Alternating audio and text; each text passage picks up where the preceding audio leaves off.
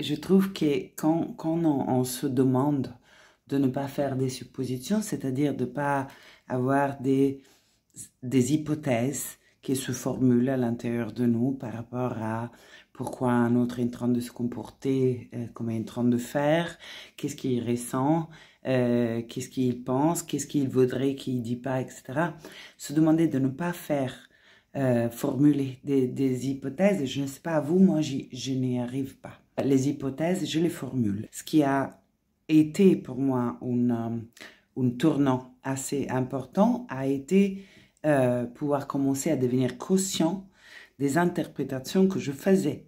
Alors que si je me infligeais l'injonction de ne pas en faire, le résultat pour moi était juste une lutte constante avec moi-même, ce qui ne me permettait pas du tout d'accueillir mes propres interprétations et de les questionner.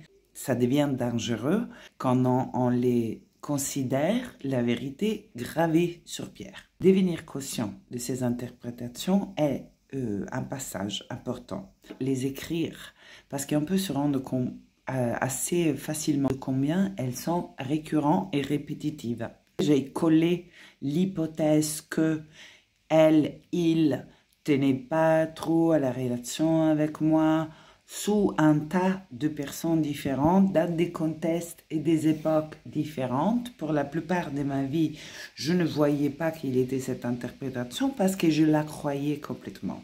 J'ai commencé juste à lui prêter attention, c'est-à-dire à la rendre consciente, à la écrire, à la remarquer, et cela ouvre naturellement un espace de questionnement. J'arrête de croire que ce que je pense est la vérité et je commence à voir que je suis habitée, traversée par des pensées.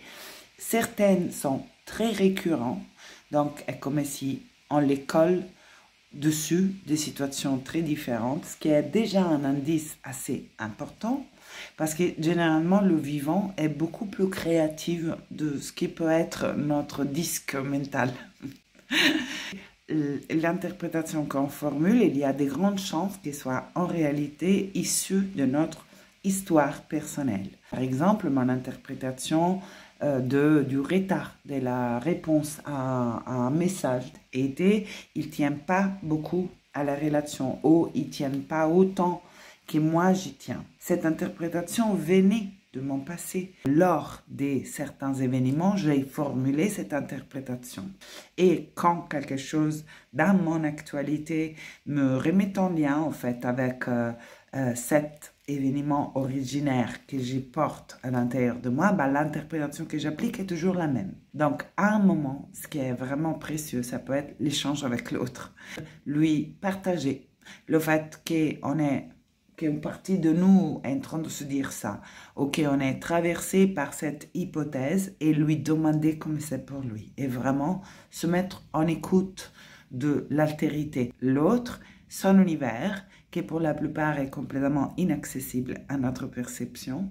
Et en tout cas, que c'est précieux de pouvoir interroger avec un espace disponible à l'écoute, et donc non pas dans un plan qui a déjà en quelque part formulé une sentence, qui a déjà extrait la vérité au sujet de l'autre, mais plutôt lui demander en exposant le fait qu'on est traversé par cette doute, par cette sensation, par cette pensée, et se mettre en écoute. Énergétiquement, elle est très différente quand on arrive à partager une hypothèse, on va dire, avec la certitude que c'est la bonne, que c'est la vérité, et quand on partage notre hypothèse en ouvrant un espace pour accueillir l'autre avec sa vérité, ce qui ne veut pas dire à chaque fois la croire, mais ça ne veut pas dire non plus l'avoir préalablement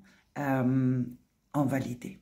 Ça fait une grande différence dans nos relations. Demandez-vous, quelle est l'histoire récurrente, l'hypothèse qui se formule de façon récurrente quand je me relationne à je ne sais pas, un retard d'une réponse ou alors à quelqu'un qui décommande un rendez-vous qu'on avait pris. Vous voyez cette zone où en fait il y a une densité qui s'active et une histoire, une interprétation qui se formule à l'intérieur de nous, qui peut-être jusqu'à hier on a pris pour la vérité et du coup à partir de là on a commencé à se comporter en se relationnant à cette interprétation plus qu'à la personne, on a commencé à penser la situation à travers cette filtre, à ressentir des choses vis-à-vis de la situation parce qu'on a cru vrai l'hypothèse.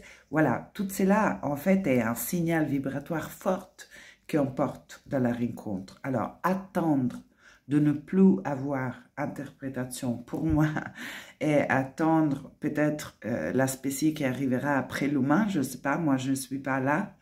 Par contre, pouvoir reconnaître la récurrence de certaines interprétations, pouvoir prendre le temps pour les connaître, pour se mettre en écoute de l'histoire, pour la noter, pour en remarquer la récurrence, la répétition, et arriver du coup avec cette marge de questionnement vis-à-vis de la vérité qui s'est formulée en nous dans la rencontre à l'autre, cela est déjà énormément précieux parce que l'autre en face de nous, lui aussi, formule des interprétations et des suppositions.